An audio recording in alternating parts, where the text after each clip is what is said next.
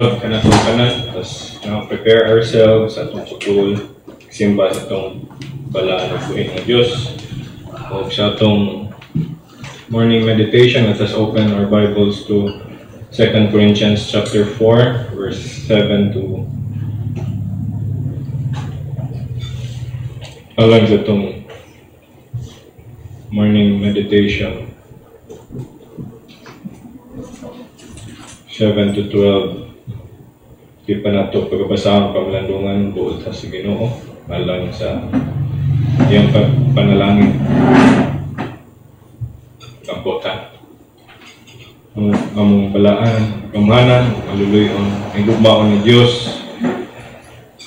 Malipayan kami pasalamat ni na kanimo Lord kayo ay punong imong pag-atiman sa mga kinabuhi katig ng grasya kaluoy Sitibok si Mana, tagadlaw, imong yung gihatag ng among Panginoon na makalahutay mi. Sitibok si Mana, sa pag-alaga din at kanimo, sa kinabuhi ng imong gihatag ka namong palagi kang Kristo. O sa pagtigong na sa namo, ining adlaw ipapahulay, o Diyos, imong ngalan ang pasidungan ng pasalamatan. Makapadayan ng simba diya kanimo, uban si imong katawan, diya sa Espiritu sa kamatuuran.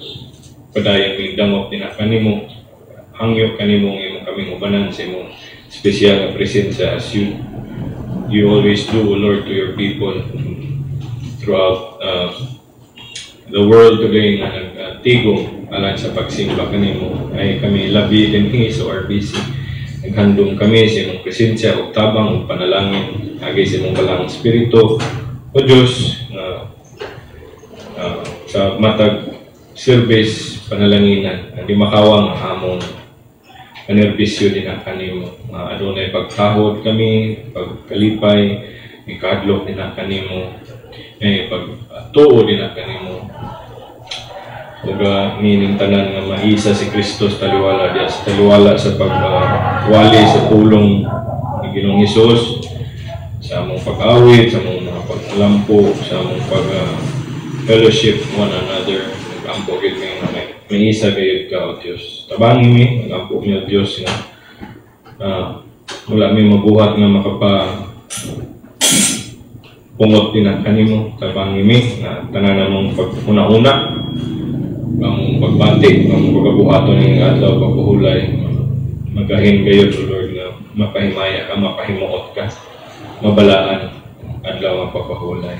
Pray me sa protection sa tanang distraction sa kaaway. Aron o Lord, ang mga langit nun na panalangin, mga espirituanong lutang, maangkon gayod sa imong mga katawan, mag-isan pa man sa mga paminaw na mga bisita. Pray me, Lord, as we prepare this morning, as we start with the meditation, pray that you cleanse us from all of our sins. With the blood of Christ, putliya kami. Aron o Lord, ngayon ang among pagsimba din ang kanimo. Kiling ang una-una, kasing-kasing, dulong mo tanan, O Diyos. Kaya sa imong mga pulong, sa imong mga spiritual ng panalangin ining adlaw, pagpahulay. Gusto, Lord, manigitugyan kanimo, bisan pa man imong lagad, ang mag-lead sa wali, O Lord, ni Pastor Christine. Imong lamdagan, kuyugan, kusog kalam sa pagdala simpulong. Aron imong mga katawan Ginoong Diyos, pakaon, makabispisyo nga mo tanang kalag. To the glory of the name of Christ, for the good of your people. We believe these things, Father, in Jesus' name. Amen. Kadawang Korinto, Kapitulo 4, sitting adto sa 12, sa ubad sa Cebuano, o aduna kami niining maong bahandi nga sinulod diha sa mga sudlanan nga yuta aron sa pagpadayag nga ang labaw gahom iya sa Dios ug dili gikan kanamo. Kami gipiit sa tanang paagi apan wala mapugni, gilisod-lisod apan wala kawati o paglaom, gilutos apan wala talikdi, nangatumba apan wala mga laglag. Sa kanunay giantos dinhi sa among lawas ang kamatayon ni Hesus. Aron ang kinabuhi ni Hesus makadayag usab dinhi sa among mga lawas. samtang kami buhi. Kanunay kaming gitahan ngadto sa kamatayon tungod kang Hesus. Aron ang kinabuhi ni Hesus mapadayag dinhi sa among mga lawas nga may kamatayon. Usa dinhi kanamo naglihok ang kamatayon apan diha kaninyo ang kinabuhi. Sa English NASB 2 Corinthians 4:7-12, but we have this treasure in earthen vessels, so that the surpassing greatness of the power will be of God and not from ourselves. We are afflicted in every way, but not crushed, perplexed, but not despairing, persecuted, but not forsaken, struck down, but not destroyed, always carrying about in the body the dying of Jesus, so that the life of Jesus also may be manifested in our body.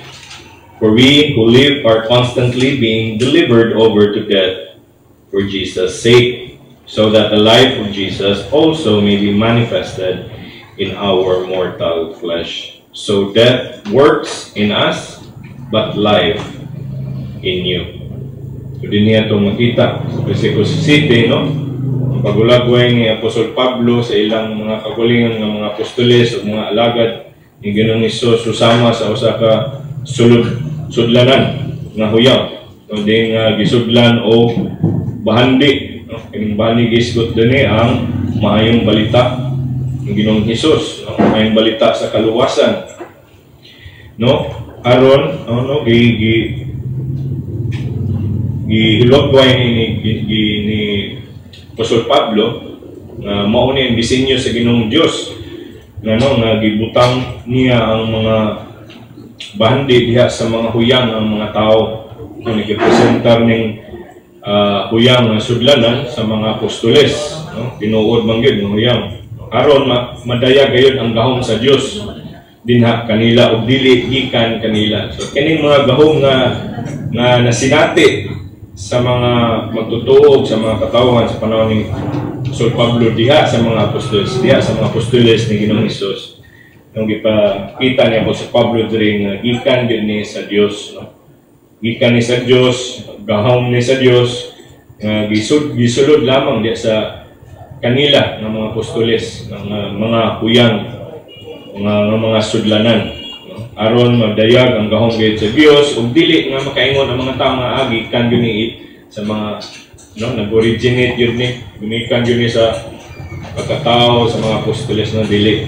Ang ipaklaro ni Apostol Pablo na kini sila huyang, no? Gisudlan na ni sa bandi sa Dios aron magpadayag yun ang gahom sa Dios. Kini tanan nga ilang nakumplisar nga gisugod ang Ginoong Hesus kanila gahom ni sa Dios ug wala ni gikan nila, wala gigila ni, no?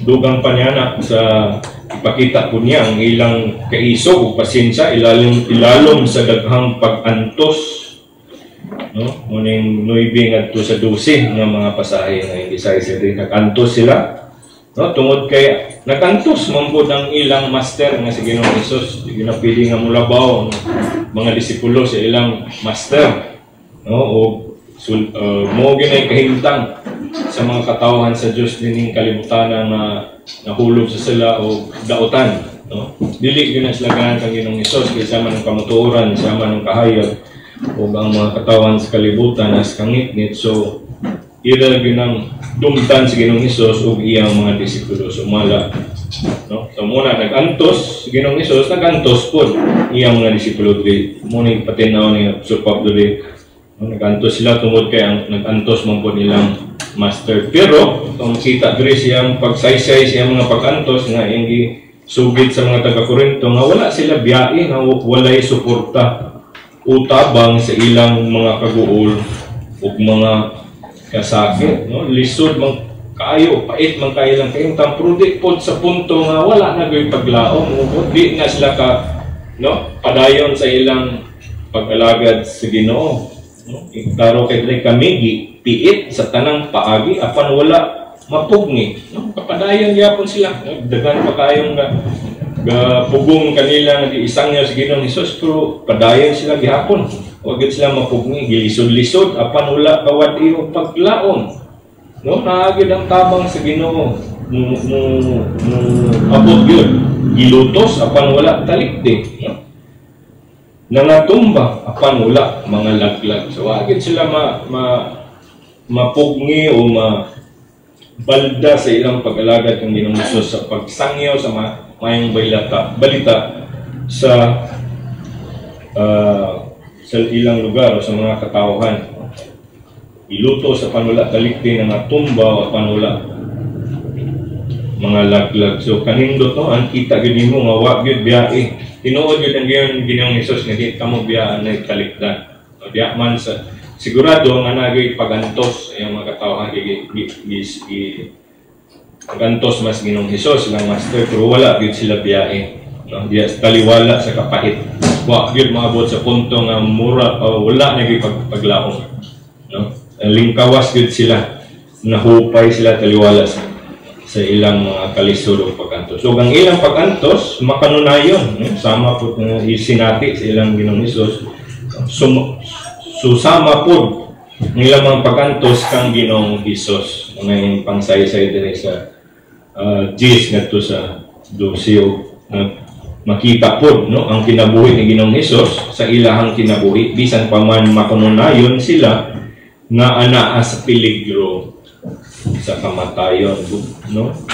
Samtang kami buhi kanunay kaming gitahan ngadto sa kamatayon tungod kang Hesus, aron ang kinabuhi ni Hesus mapadayag dinhi sa among mga lawas nga may kamatayon. Busa dinhi kanamo naglihok ang kamatayon apan diha kaninyo ang kinabuhi. So sa ilang wali sa mayong balita kanila tanan no, namiligro ilang kinabuhi sa makanunayon, no, namiligro sa kamatayon, pero ang epekto ani kinabuhi sa mga tao nga ilang ipangsangyawan sa maayong balita, no. Daghan ang ituo ya ang Ginoong Hesus alang sa ilang kaluwasan, daghan ang mibiya italikod sila ug gibutang ilang pagsalig ng Ginoong Hesus alang sa ilang kaluwasan. So muna ang pangsaysay ni Pastor Pablo Dre, no, aron mapibaw niya ang mga taga-Korinto nga dili gyud ni lalim iyang gibuhat, no. Tingnaw kayo nga nay pagigugma niya sa wala sa ilaing intensyon kundi kaluwasan sa mga taga-Korinto, kayuhan nila og himaya sa Dios. Wala gyud sila ilahang kaugalingon nga ipasigarbo ini tanan, no, nga sila mo'y iisa dili si Kristo ra gyud ang kayuhan sa ilang mga katawhan. Ato po makatunan, no, sa taliwala sa mga dagang pag-antos ato makatunan nga ang mga Christians, mga manunod ni Kristo dinhi sa kinabuhi naagay pag-antos, naagay mga pagsulay na mga kasakit ug mawala, no. Itinaw na ni Ginoong Hesus, kita nato sa iyang mga apostoles ug sa iyang mga kuan, pero na assurance nga di gyud tabiyaan ni Ginoong Hesus, no? Na iyang pulong, na iyang balang kasulatan, na iyang tabang sa gahom sa iyang balang spirito nga iyang padala sa ngayong isaad alang siya makatawan sa iyang pagbalik sa heaven. Makita nato na no, bisan pa man sa dagang pag-antos, no, na ay umaabot nga way katapusan kalipan. Wa man magdugay sa Ginoong Hesus ang atong Dios o maluluwas o atong master, wa man sa magdugay gantos anam sa ron. Wala sa nagpabiling nga patay, ibanaw na siya o tuan na dito naglingkod sa tuong kamot sa mahan sa gingharian dito sa langit. So no, kita pod nga hiusa niya kaniya, no, na pag-antos, na nakasakit, pero ni magdugay mauban na nato sa Ginoong Hesus sa himaya sa walay katapusan. Busa, no, malipayon ta taliwala sa dagang mga pag-antos. Di ni ka kumingking sa mga ipangantos sa mga apostoles, no, nga itong mga pag-antos karon. Magpasalamat ta antot karon sa pipila na katuig nga kita ning imong magtotoo sa Ginoong Dios bisan pa man sa dalan natong mga kapakyasan, no, sa pag-alagad kaniya ng pabilin sa mga tinud-anon matinabangon sa atong mga panginahanglan kita mula hutay sa pag-alagad kaniya. Hinaot kini magdasig kanato sa atong mga duties, no, ilabi na sa pagsangyaw sa mayang balita o pagigugma sa atong mga kigsunan diyan sulod sa iglesia. So hinaot panalanginan sa Ginoo atong pagpamalan sa mga pulong ng taga manindugta atong awiton ang unang himno.